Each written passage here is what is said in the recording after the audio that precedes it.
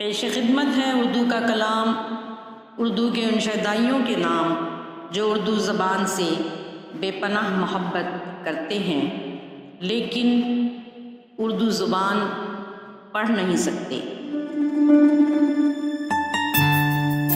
उर्दू की मशहूर मारूफ शायरा परवीन शाकिर का कलाम, गए बरस की ईद का दिन क्या अच्छा था।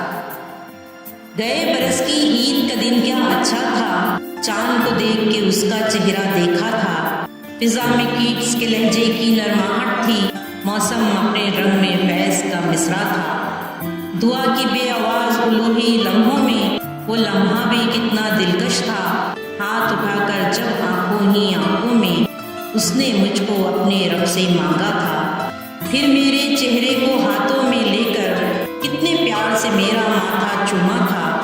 हवा कुछ आज की शब का भी अहवाल सुना, क्या वो अपनी छत पर आज अकेला आया था या कोई मेरे जैसी साथ थी और उसने चांद को देखकर उसका चेहरा देखा था। गए बरस की ईद का दिन क्या अच्छा था, चांद को देख के उसका चेहरा देखा था।